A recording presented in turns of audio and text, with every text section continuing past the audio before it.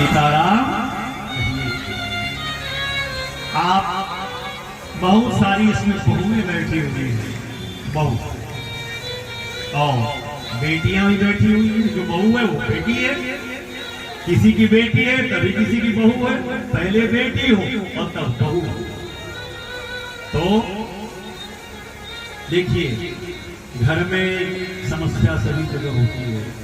कोई ऐसा घर संसार में नहीं जहां समस्या न हो, जहां थोड़ा बहुत झगड़ा न हो, जहां थोड़ी बहुत बातचीत न हो जाती हो, जहां पति पत्नी में थोड़े झगड़े न हो जाते हो।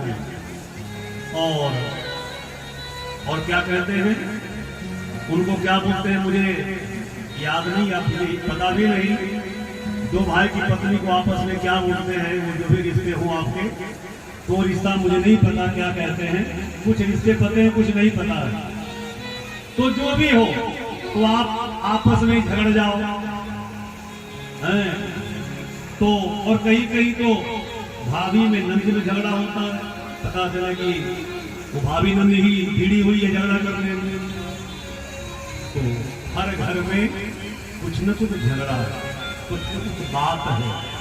परंतु मैं आपको निवेदन करना चाहता हूं कथा के माध्यम से कि यहां से सबको खाली जाना है, कुछ लेकर किसी को नहीं जाना।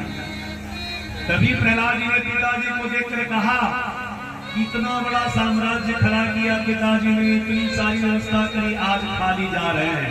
इसलिए हे प्रभु, पिताजी का उद्धार कर दिया जाए, मुझे जन्म दिया। पिताजी का उद्धार, दया आ गई प्रहलाद जी। लेकिन भगवान ने केवल पिताजी का उद्धार नहीं किया। हमारे संतजन कहते हैं, शास्त्र कहते हैं, कोई तो कहते हैं 11 पीढ़ी आगे 11 पीढ़ी पीछे, कोई 7 पीछे कोई 7 आगे। जैसे भी हो, भगवान ने कई पीढ़ियों का उद्धार कर दिया, एक कई का उद्धार। तो मां बहन, आपको मैं कुछ कह रहा था।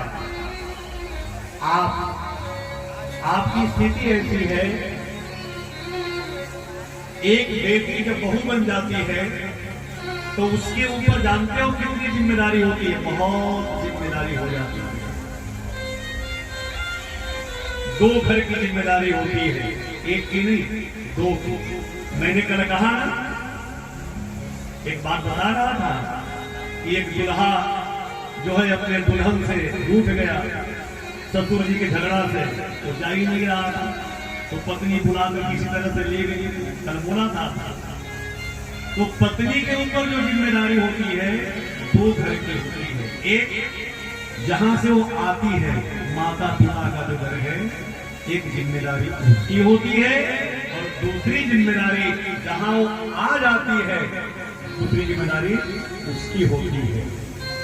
और दोनों को बैलेंस करके उसे चलना होता है, दोनों को बैलेंस करना है। अपने माँ को भी नहीं छोड़ सकती, इधर सासू को भी नहीं छोड़ सकती, उधर अपने पिता को नहीं छोड़ सकती, इधर अपने जो पिता है ससुर साहब उनको भी नहीं छोड़ सकती। यही भाव भी रहना चाहिए, तब घर में शांति रहेगी, घर में सौहार्द रहेगा, घर में शांति रहेगी। और जिस घर में शांति है, सौहार्द है, उसी घर में भगवान की सही सही से पूजा भी होती है। नहीं तो इधर ठुमका, उधर ठुमका, उधर मार, उधर भाग, उधर बोल, उधर चाल, वो उधर फूला बैठा है, उधर फूला बैठा है। भगवान आए देखे दोनों फूला बैठा, इसमें हम करेंगे क्या? भगवान भी वापस चले गए। लक्ष्मी आई, वो भी वापस चली गई। क्यों?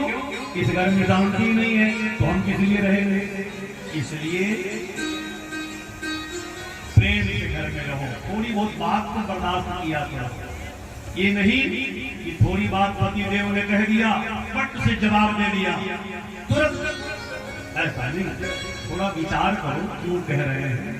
और कभी कभी पति लोगों को भी पत्नी के बात का विचार करना चाहिए। ये नहीं कि सब बात को रिफ्यूज कर दो, कैंसिल कर दो। नहीं, कैंसिल कैंसिल कैंसिल, तो तुम भी कैंसिल हो जाओगे, फिर जाओ जो करना है करो। इसलिए हर बात को टोकरी में मत डालो, फिर बातों को स्वीकार भी किया करो। प्रेम से बोलिए जय सिया राम। तो माँ बहन खुश रहो, तुम्हारे ऊपर बहुत बड़ी जिम्मेदारी है, बहुत जिम्मेदारी तुम्हारे ऊपर रहती है। और आज से नहीं है, शुरू से ये जिम्मेदारी अनादिकाल से है। इसलिए आप इस देश की गरिमा हो, आप इस देश की मर्यादा हो, आप इस देश की शील हो, आप इस देश का सौभाग्य हो। और यदि हम ऐसा कहें तो आप इस देश की शोभा भी हो, सहिष्णुता भी हो, और मां के रूप में तो हो ही। इसलिए कृपा करके बहुत अच्छे से जीवन को जियो और चलो। चला जी।